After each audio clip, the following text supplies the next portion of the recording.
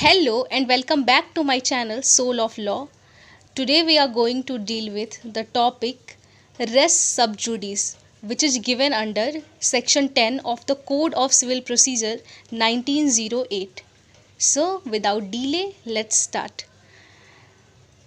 The word res means a thing or matter and sub judice means under consideration or pending. Res का मतलब होता है कोई matter और सब जुडिस का मतलब होता है जो अंडर कंसिडरेशन है या पेंडिंग है. The expression res sub judice means a pending litigation और pending adjudication before a competent court for determination of rights and liabilities of the parties.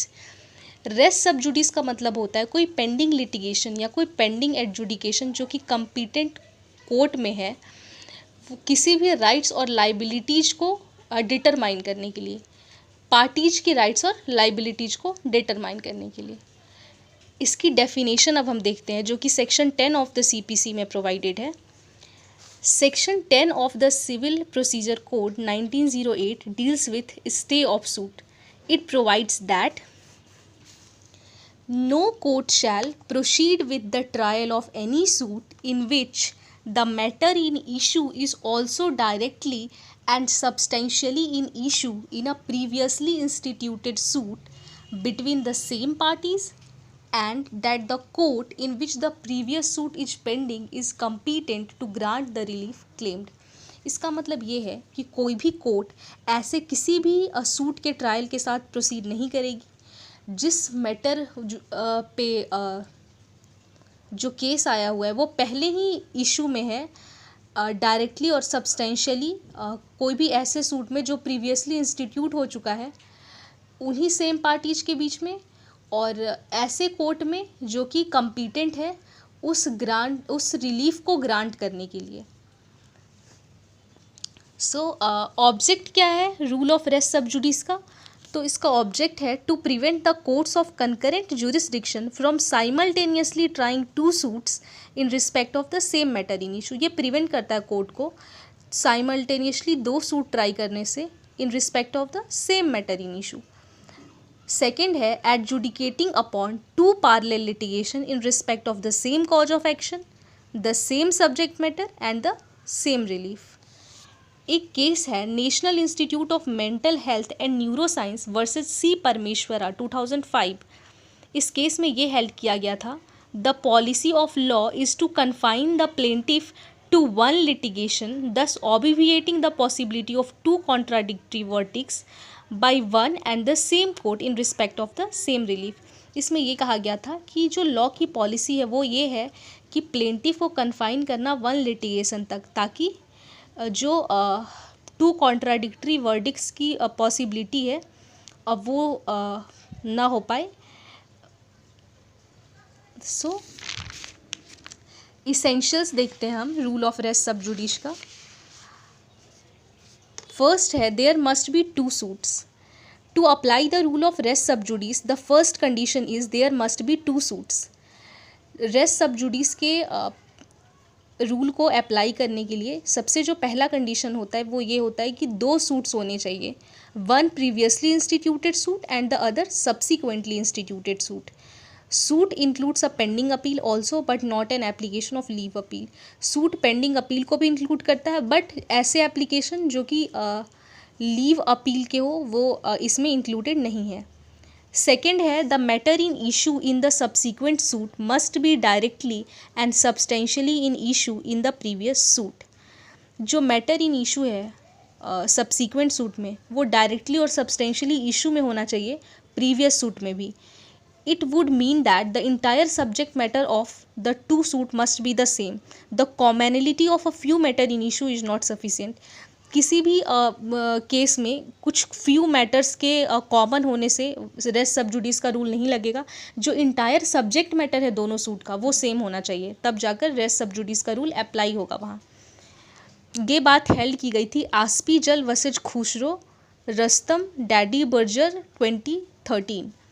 Third है both the suits must be between the same parties और their representatives. The most essential condition for the applicability of res sub judice is that the parties in the previously instituted suit or their representative and parties in the subsequent suit और their representative must be the same. जो दोनों suits में, जो previously instituted suit है और जो substantial instituted suit है, दोनों में पार्टीज और उनके रिप्रेजेंटेटिव सेम होने चाहिए। फोर्थ है, such parties must be litigating under the same title in both the suit.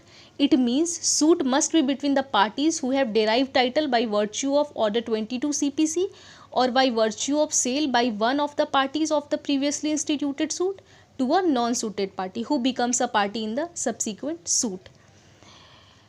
Fifth है, the court in which the previously instituted suit is pending must have jurisdiction to grant the relief claimed in the subsequent suit.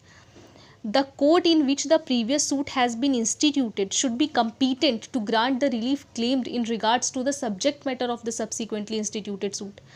जो court है जिसमें previous suit institute की गई है, वो competent होना चाहिए रिलीफ ग्रांट करने के लिए जो कि सब्सीक्वेंट सूट में मांगी गई है। सिक्स्थ नंबर है, the previously instituted suit must B pending in the same court in which the subsequent suit is brought, any other court in India, any court beyond the limits of India, established or continued by the central government before the Supreme Court of India.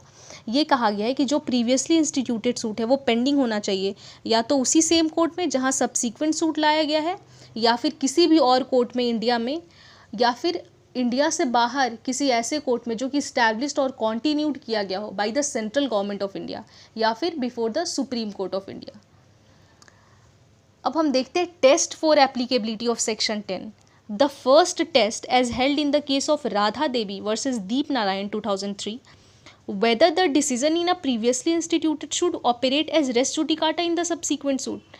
ये इसमें ये कहा गया था इस case में कि अगर हमें ये टेस्ट लगाना है एप्लीकेबिलिटी के लिए कि सेक्शन 10 यहाँ अप्लाई होगा या नहीं होगा, तो सबसे पहले हम ये देखेंगे कि जो डिसीज़न प्रीवियसली इंस्टीट्यूटेड सूट में होगा क्या वो ऑपरेट होगा as a res judicata subsequent suit में। अगर ऐसा होता है तो सब्सीक्वेंट सूट को स्टे कर देना चाहिए। सेकेंड टेस्ट है जो कि SP जल वर्सेज खुशरो 2013 के केस में बताया गया था। If both the suit are decreed can the decree passed in both the suit coexist.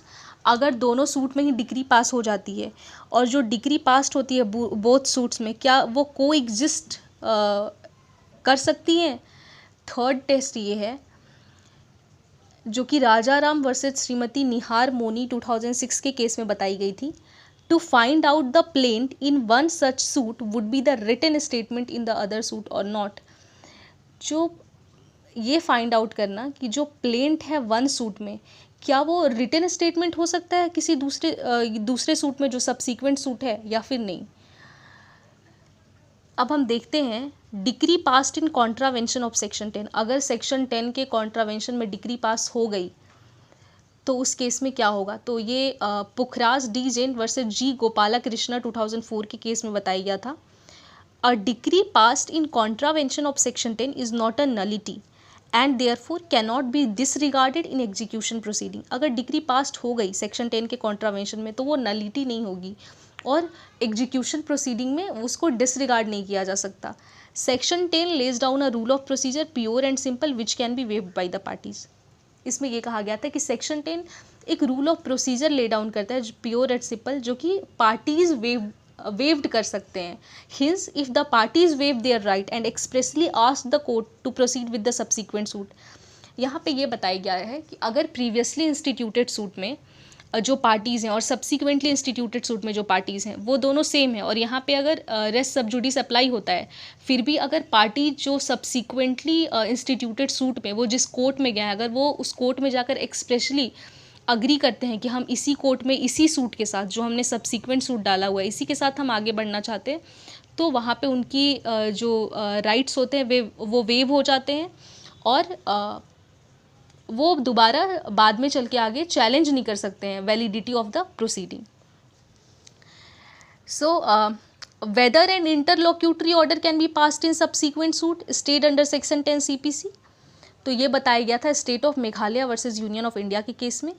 Section 10 of CPC does not prevent the issuance of interlocutory orders such as injunction or appointment of receivers etc. during the course of legal proceedings. इस case में ये issue raise किया गया था, क्या इंटरलॉक्यूटरी order pass किया जा सकता है सब्सिक्वेंट सूट में जो कि स्टेट है अंडर सेक्शन 10 CPC.